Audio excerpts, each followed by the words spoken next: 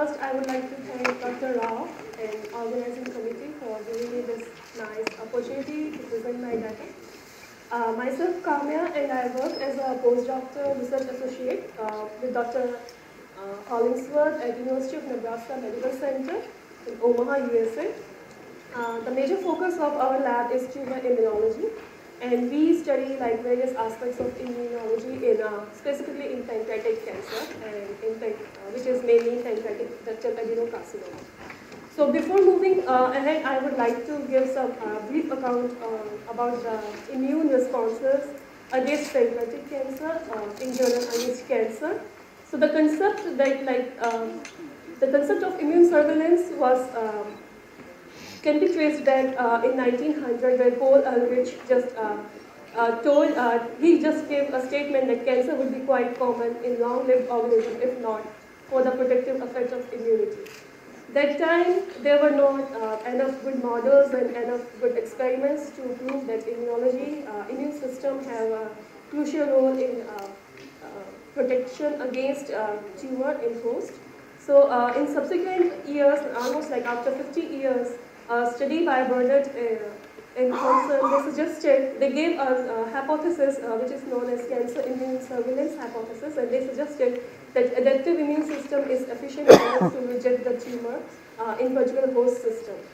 However, subsequent studies, subsequent experiments done by Sternman et al. Rejected that hypothesis and so said that the tumor, they don't have enough danger signals to appropriately activate the immune system, and hence tumor they thrive in the host. So in 2001, there was seminal work done by Dr. Srinivasan et al. And other groups. They suggested that immunology, specifically immune system, they have a crucial role in actually not only the quantitative but on the qualitative effect of the tumor, by doing a unique experiment where they studied the growth of tumor cell line, where they took the tumor cell line which were derived from the tumors. These were carcinogen-induced tumors from the immunocompetent and immunodeficient mice. And then from these cell line, they injected into a naive, healthy, wild type and immunodeficient and immunocompetent mice of the tumor cell line which were derived from fully component, which had intact immune system. All of the mice, they showed tumor in the flesh mice. However, in the immunodeficient mice, only some of the tumor cell line showed the tumors in the flesh mice, and however the other, they were not able to present the tumor in the flesh mice. We suggested that immune system have a crucial role in affect the immunogenicity of the tumor in the host system. This led to postulation of a new theory which is also called as cancer immuno-editing. According to this hypothesis, it can be divided into three different phases which are termed as elimination, equilibrium, and escape of the tumor in the host.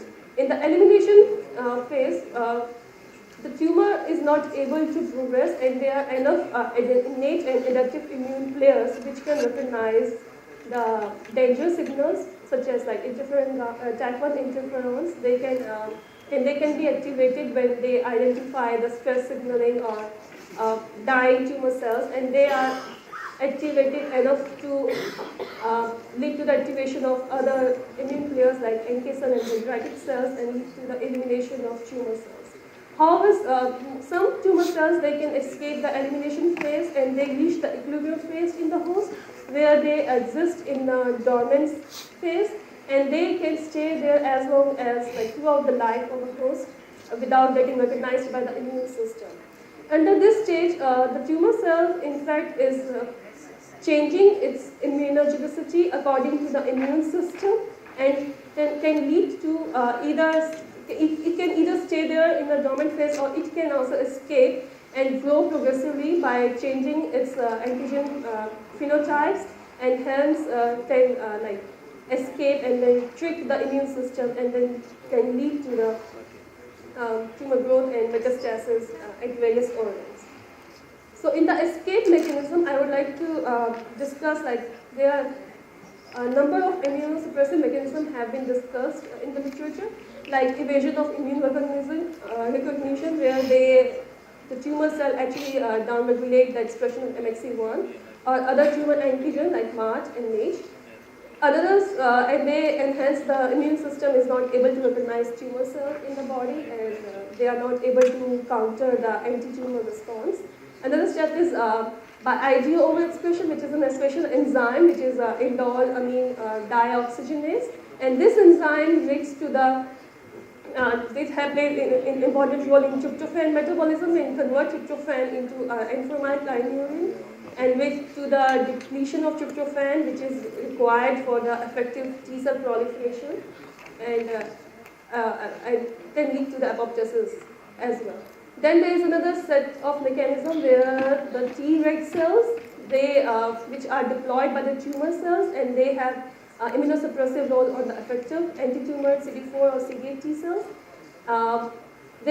Tumor can also lead to the secretion of immunosuppressive cytokines or cellular factors like IL-10 and TGF-beta, and hence further impart the immunosuppressive effect on the host immune system. Last one is activation of negative regulatory pathways, which is like these are the molecules which are expressed on the T cells, and they are counter ligands on the tumor cells, and they by crosstalk between these two receptor and ligand, they impart the negative effect on the T cell function. Going further on this pathway, so this is a typical mechanism such as like PDL1 and PDL2, which are the ligand for the PD1. PD1 is a programmed death receptor protein type 1, which is expressed on T cells, and it interacts with PDL1 or PDL2, and then it interferes in the T cell function by inhibiting the TCR signaling pathway, and then subsequent T cell activation and function. So these negative regulatory molecules have been studied well in last 10 years, and so many molecules have been identified besides PD1 like LAG3, CTLA4 and TIM3. And in current literature, they have mentioned that T cells which express all of these, they are completely exhausted, and they are no longer active enough to mount the effector function. And in chronic condition like viral infections or viral infection or viral-induced carcinomas and other chronic pathologies. So these all receptors together, they impart the unresponsive state in the T cell, and they are long-lived, but they are cell cycle arrested. They are there, but they are not able to mount effective response, and they have stable expression of these molecules. And in fact, one study have mentioned that overexpression of all these together, they can affect even the mobility of T cells and they are restricted to the lymphoid organ, and they are not able to mount their effect at the organ site. So these receptors, these negative regulatory pathways have gained momentum because they are very important currently, and lots of study they have used they have created antibody which target these pathways, especially PD1. I would mention because most of people they might know this, that anti-PD1 therapy. This was developed by a company, and I forget the name. So this anti-PD1 molecule, they have shown tremendous response in the various cancer like melanoma and non-small cell lung cancer and renal cell carcinoma. In fact, in association with another antibody which is anti-CTLA4, it has shown 66% of effective anti-tumor response, and alone it has shown survival benefits of 1 or 2 years in 20% of melanoma patients. In other diseases like Hodgkin lymphoma as well, the anti-PD-L1 treatment has shown promising results, and overall response rate was observed in 80% of patients. People have tried to use anti-PD-L1 as well in their clinical trials, and they have seen 70% and 12% in melanoma and renal cell carcinoma respectively, and 6% in ovarian patients. Currently, with the success of these therapeutic moiety, people are using these in other clinical trials against gastric cancer and colorectal cancer. Surprisingly, these like anti-PD-1 has not been studied yet in pancreatic adenocarcinoma, and because this is the major focus in our lab, and so we were interested in studying the status of PD-1 pathway. To study the status of these PD-1 or other inhibitory molecule expressing T cell in pancreatic cancer. So pancreatic cancer is like, currently it is 4th leading cause of death in the United States, and it is, according to this study, and it's predicted to be the 2nd largest cause of cancer death by 2030. And this is like major, overall survival rate is less than 5%, and the patient die like within like 6 months. Most of the patients like they die within 6 months of diagnosis. And the cause of high mortality is because of late detection, early metastasis, and resistance to chemotherapy, which is currently used, or radiation therapy, which is currently used to tackle pancreatic cancer. So these are the common famous celebrity which come to pancreatic cancer, and everybody knows like Ralph Steadman, he died like just 3 days before receiving Nobel Prize in medicine. Even the Steve Jobs, like co-founder of Apple, he died of pancreatic cancer. So this is a typical model of pancreatic cancer, typical progression model, and in pancreatic cancer, it is well known that they have early precursor lesion, which are called like tannin lesion, which is pancreatic intraepithelial neoplasia lesion. So in a typical normal columnar cuboidal epithelial cell, after acquiring mutations, specifically in KRAS and HER2 or NEW, they transform into elongated cells, and with subsequent addition of mutation, they transform into respective panning stages, and ultimately results into pancreatic adenocarcinoma. And each stage is associated with the subsequent modification in the oncogene and tumor suppressor genes, and different epithelial polarity and the nuclear to cytoplasmic ratio. So, taking this model under consideration, a group by Ken Olive, a group by Sunil Hingorani and Dev Tucson lab, they developed important mice model, which is KPC mice. It is for spontaneous progression model for pancreatic cancer. K stands for KRAS mutation, P stands for P53, and C stands for free recombinase.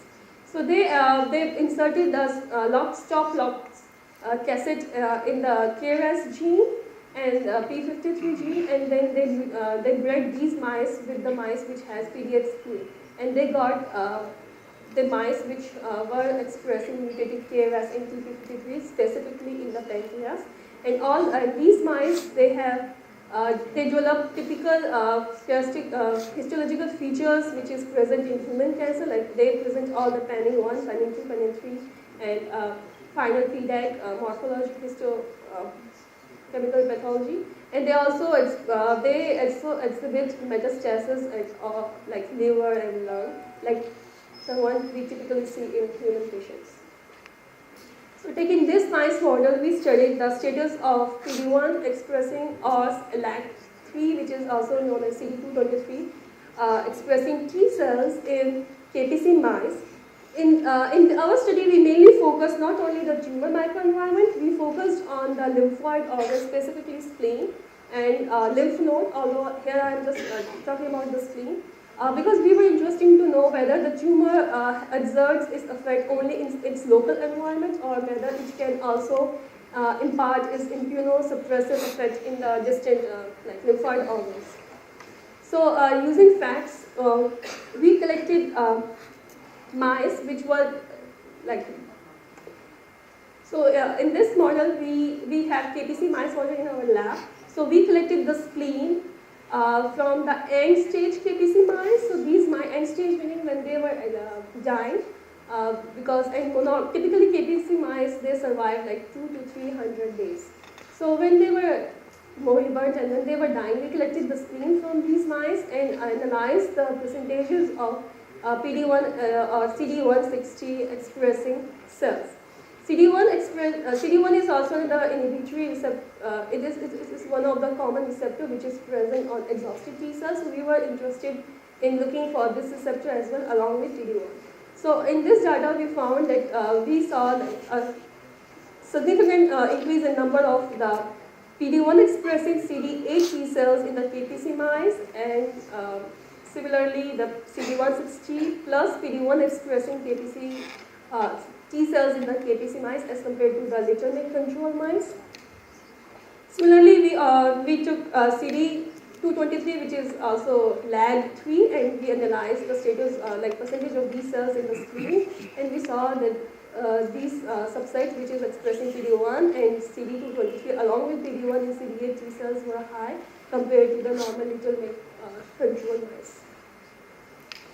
Then we also checked whether they are functionally competent, whether they can, these T cells which are expressing PD1, whether they can mount, like they can secrete interferon or TNF-alpha IL-2 to assess the functional status of these T cells after non-specific stimulation, and we saw that they were not able to effectively generate interferon gamma and IL-2 as compared to the non-PD1 T cells from the same mice.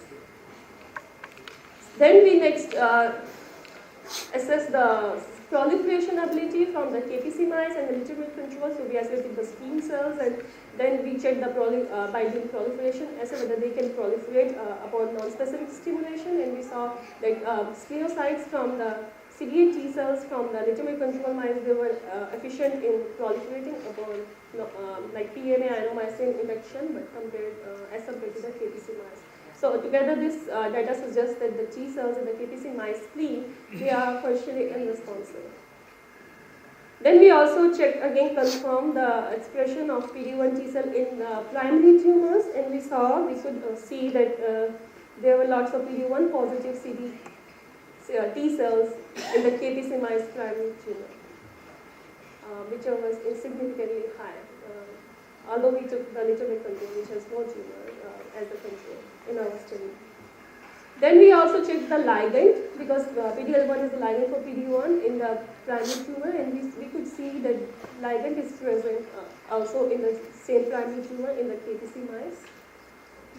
So taking this data, we also assessed whether tumor derived from these KPC mice, they can release some soluble factor, or through direct cell-to-cell contact, they can change the profile of PD1 on healthy splenocytes.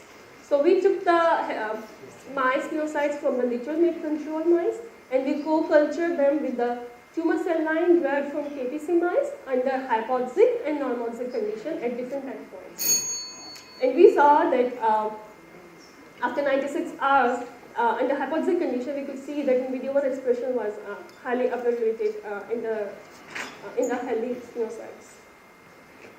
Then we also studied the status of these cells in the actual patients. So we have a rapid autopsy program in our institute where we isolate, we harvest the fresh tissue like spleen within like 2 to 3 hours of the death of the patient. And we took the spleen from these patients and the blood, and we characterized, like desensitized and compared with the blood and spleen from the same patients. And so far we have collected like 7 patients which has end-stage pancreatic cancer, and we saw they have high number of CD8, I think this is correct. So they have high number of PD1 expressing CD8 T cells and CD220 expressing PD1 cells, but not the CD160. And this suggests that lymphoid organs in KPC mice and human pancreatic cancer patients, they do have functionally unresponsive PD1 T cells, and which is interesting because given the success of anti-PD1 treatment in various cancers, this study can be utilized to prepare a therapeutic program or plan against the pancreatic cancer in the patient. We do have a clinical trial in our lab, in our institute, which is underway, where we are testing to anti-PD1 therapeutic monitoring in combination with radiation therapy or other chemotherapy to test its efficacy in the pancreatic cancer patients. So in last, I would like to acknowledge my mentor, Dr. M.A. Hollingsworth, and he's a great mentor, and he has always been supportive, and he has always given valuable insights in my project. And my other lab members, so Dr. James Ronkmeyer, he's the one who provides the KPC mice. He's the breeding, he does all the breeding for the KPC mice and provides the valuable animals for the valuable experiments. Then I would like to thank Dr. Kwambi, and she's a surgical oncologist, and she provides the valuable surgical samples to assess their to assess the percentage of these PD-1 cells in the stool and other lab members. Thank you. And